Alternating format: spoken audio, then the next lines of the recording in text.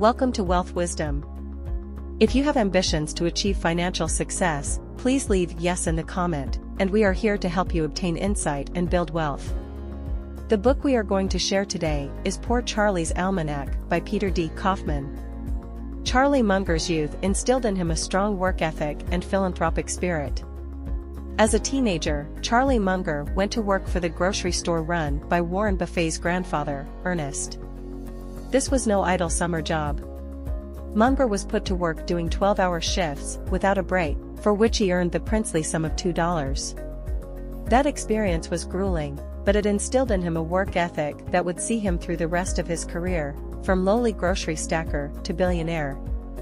Munger's children remember their father working extremely long hours, leaving at dawn and coming back in time for dinner. After eating, he would continue working. Even when he was physically present, chances were that Munger's mind was actually on work. He's known for his single-minded focus and has the uncanny ability to tune out all distractions, a very important skill when you have 8 children clamoring for attention. Munger also made a concerted effort to instill his work ethic in his children. One of his sons, William Borthwick, remembers how Munger taught him to get jobs done right the first time, or suffer the consequences. One of Borthwick's chores was to drive into town to collect their housekeeper and buy a newspaper. This entailed taking a boat across a river and then making a short drive by car. On one particularly stormy day, Borthwick made the journey in howling gales. The violence of the storm made him completely forget to get the newspaper. When Munger heard that, he immediately ordered Borthwick to return, storm or no storm. This sounds like a very harsh lesson, but it was effective. Borthwick credits the experience with making him a much more effective worker. Although Munger was a strict father, his children remember their childhoods very fondly. He was also completely committed to them, supporting their careers and education. Munger isn't just generous to his immediate family, he's also a well-known philanthropist. Growing up during the Great Depression, Munger saw firsthand the terrible deprivations of poverty. This has led him to always try to make a public contribution. Together with his wife, Nancy, he has made substantial endowments to universities and hospitals. He has also loyally supported causes that are close to his heart, like Planned Parenthood. For Munger, it's as important to give back as it is to work hard. Munger had an unconventional academic career that made him an independent and original thinker. Who would have thought that someone who never even finished his bachelor's degree could be so successful? World War II completely interrupted Munger's studies at the University of Michigan, but he didn't allow it to derail his career. On the contrary, his unconventional education equipped him to be the investor he is today. Munger's academic career began early, with fervent studying. His parents always encouraged their children to read and often gave them books as gifts. Munger looked for knowledge everywhere he could. As a teenager, he spent long hours in the library of a family friend who was a doctor. There, he immersed himself in medical journals, beginning a lifelong fascination with science and medicine. When it was time to go to college, Munger decided to pursue another passion, mathematics. He later decided to also study physics, and he believes this was key to his success because it taught him how to solve complex problems by applying logical theory. Munger didn't have the opportunity to finish his studies, however. In the years leading up to World War II, there was huge pressure on able-bodied young men to join the military.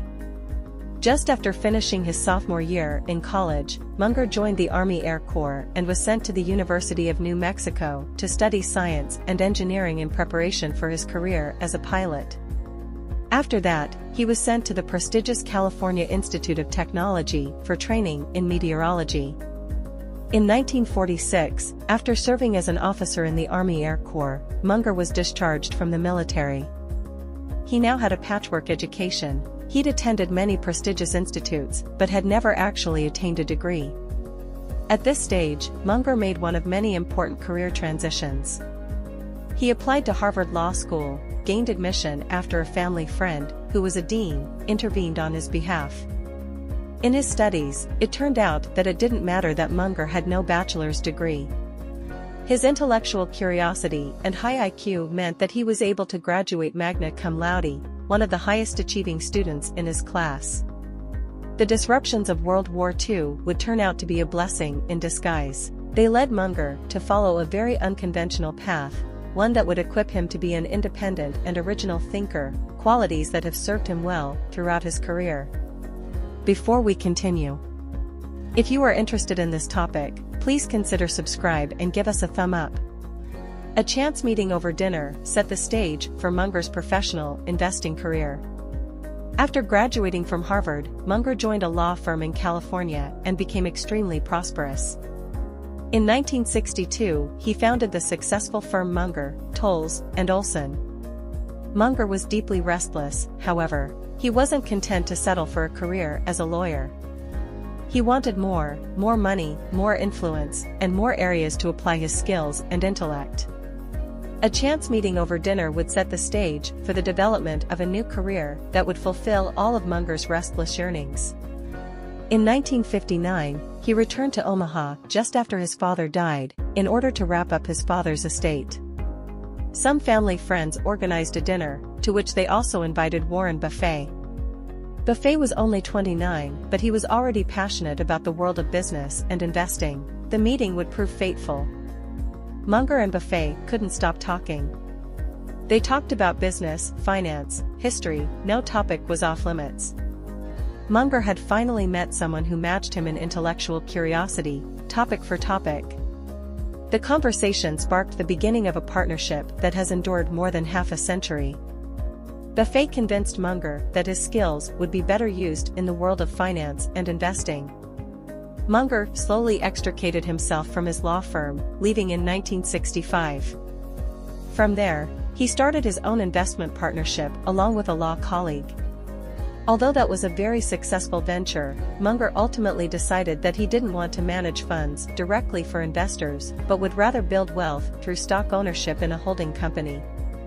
Ultimately, Munger joined Buffett in managing Berkshire Hathaway, leading to the spectacular results that have made the firm one of the most highly respected investment companies in the world. Munger contributes to his partnership with Buffett by bringing elements of all of his previous training into their investing decisions.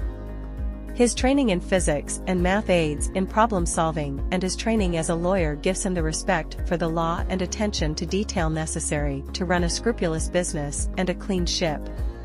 For his part, Buffett keeps Munger on his feet by providing constant intellectual challenges and access to a myriad of possibilities in the world of business. Their mutually beneficial partnership has allowed them both to stay on top of their investing game, even as they enter their 90s. Charlie Munger is a principled investor, committed to doing business according to high ethical standards. If movies like The Wolf of Wall Street are to be believed, Wall Street is full of crooks trying to con people out of their money. It's true that there are many unethical investors, and that a lack of regulation allows corrupt practices to flourish. But there are also many principled investors, and there may be no better example than Charlie Munger, and by extension, Berkshire Hathaway. The conglomerate is enormous, boasting 175,000 employees. Of course, there's no guarantee that all employees follow the law to the letter. But for such an enormous firm, there have been surprisingly few scandals or litigations. This gives clients and partners a lot of confidence in the firm. Munger denounces practices like doctoring the books to make your investments look healthier, or indulging in insider trading. The temptation to do this can be enormous. Investment managers are under huge pressure to show their clients that they're valuable middlemen who add value to their investments. This leads many to cut corners and break the law. This happens so often, in fact, that it's become a sort of financial world norm, with managers rationalizing their behavior with the excuse that others are doing it too. This also goes for tax evasion. In this age of international trade, it has become almost de rigueur for companies like Amazon to try to avoid paying taxes by placing their headquarters in tax havens like Dublin or the British Virgin Isles. Munger has zero patience for these socially accepted ways of breaking the law. He strictly instructs all Berkshire Hathaway shareholders and employees not even to consider entering gray areas of the law and to make sure there is no moral ambiguity in their dealings. The company proudly pays its taxes in full. This strategy has meant that while other companies like Enron have been mired in scandal, Berkshire Hathaway has largely maintained its good reputation. There have been close calls, however. One of the banks that Berkshire Hathaway invested in was Salomon Brothers. In spite of pleas by Buffett and Munger, Salomon elected to do business with some shady partners like notorious fraudster Robert Maxwell. These alliances were nearly disastrous for Berkshire Hathaway, and they cemented Munger's belief that you have to ensure that the people you deal with share your ethical standards. Charlie Munger predicted the 2008 global financial crisis and helped Berkshire Hathaway avoid damage. Munger's ethical business policy has become especially notable in light of the 2008 global financial crisis. Long before the crash occurred, he was loudly denouncing accountants who practiced creative accounting to help their clients fudge their books.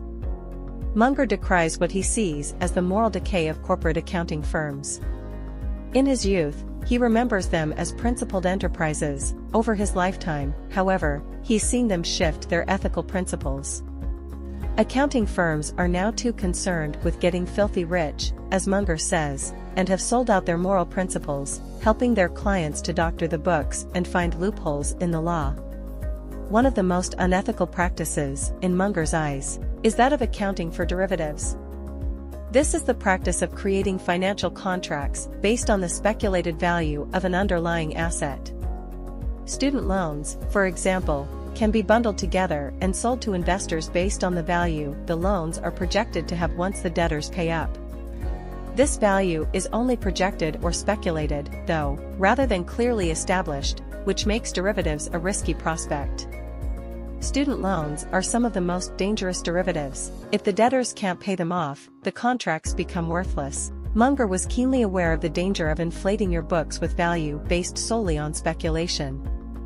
He went so far as to say that accounting for derivatives is disgusting and warned that companies which employ it should be prepared for a significant blow-up.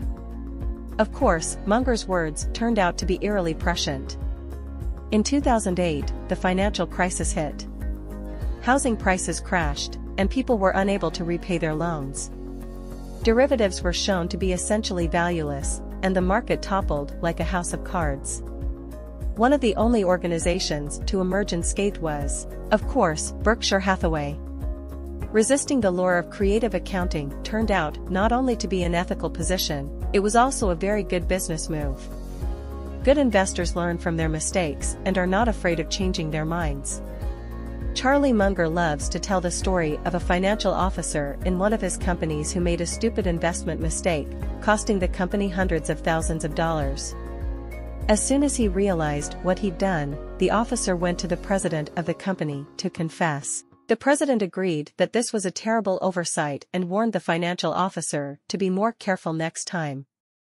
But because the officer had immediately confessed instead of trying to cover it up, he kept his job.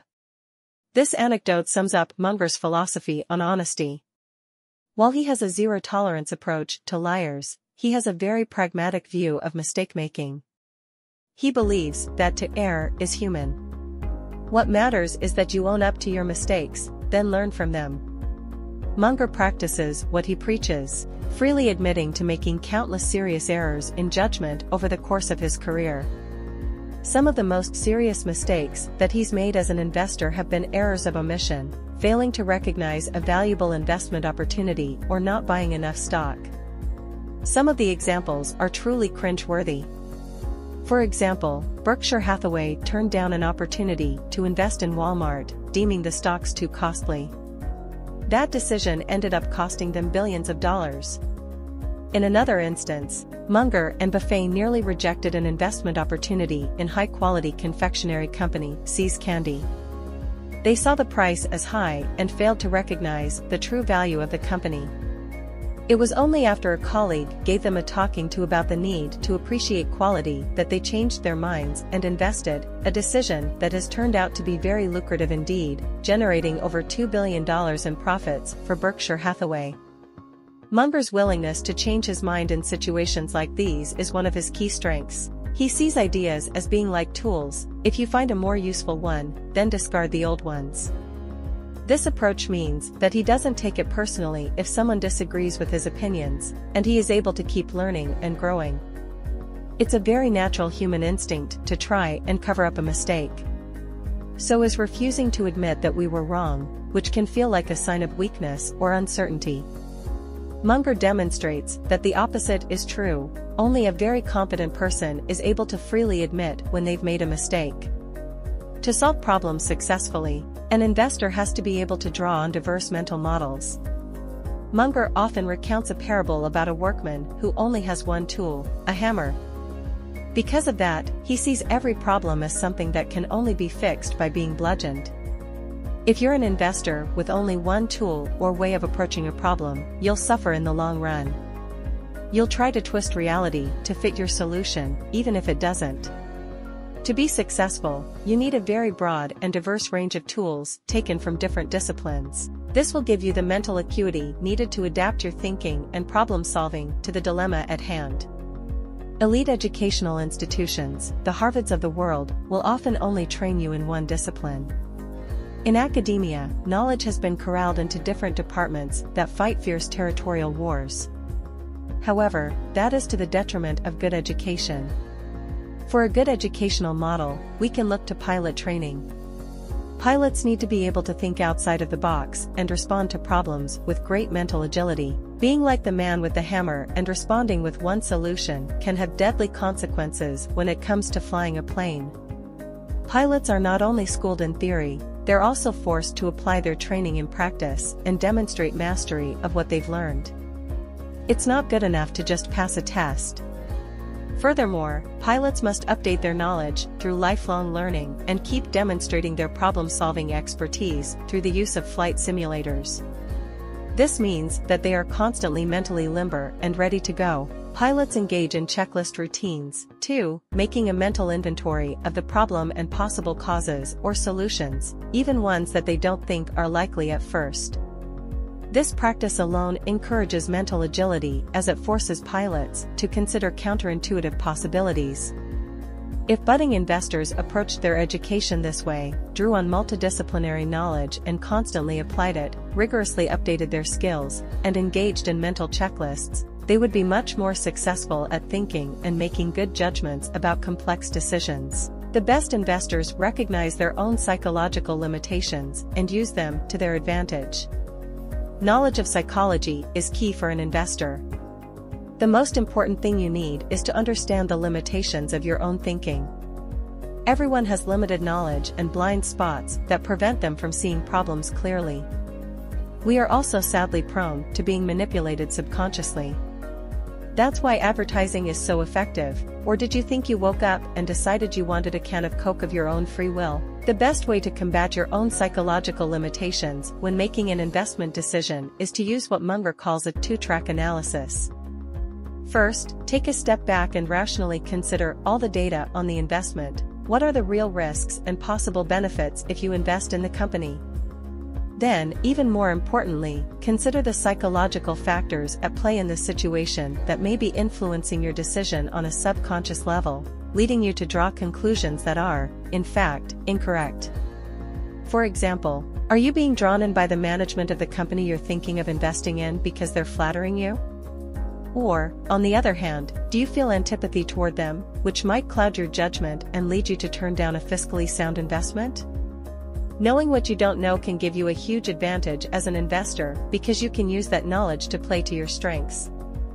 For example, Munger and Buffett have a clearly defined circle of competence that they use to determine whether they're qualified to make an investment. They refuse to invest in what they call high-tech industries like computers and internet-based offerings because they simply don't know enough about them.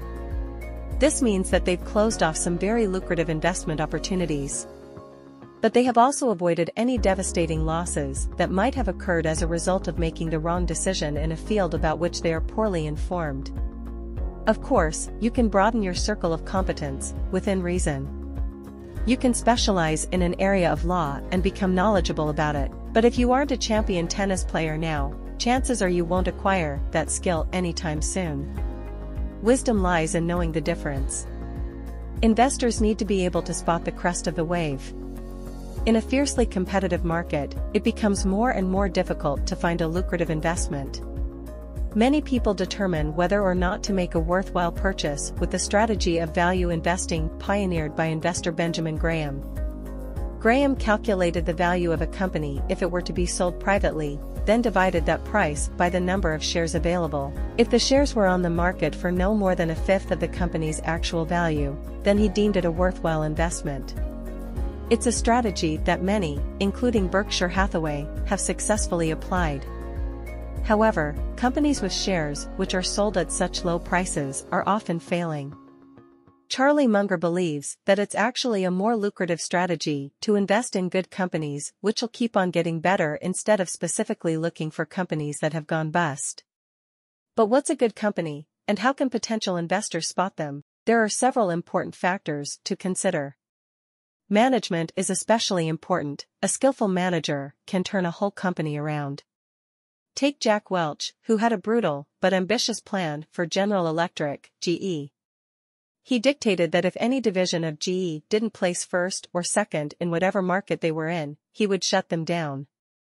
Welch's policies were very controversial but good for the health of GE as a company and therefore good for investors. Another equally important consideration is how the company's product is currently placed in the market. Products like Coca-Cola and Gillette razors have unparalleled brand recognition and strongly established international distribution networks that are almost infallible. Gillette also has the means to invest in the most current technological advances, meaning that it can maintain its competitive edge. Good management and a good product almost always guarantee a sound investment. But the most surefire way to make a fortune is to find a company that is poised to surf the wave of success. As an example of this, Munger points to Microsoft, which was in a solid position at the beginning of the personal computing boom. The company also possessed the skills and savvy to capitalize on that position. That made Microsoft the investor's equivalent of a surfer's dream wave, a big opportunity that doesn't come very often. When you see a wave like this, don't hesitate, jump on it. That's the end of today's sharing. If you like our content, please give us a thumb up and share it with your friends. See you next time.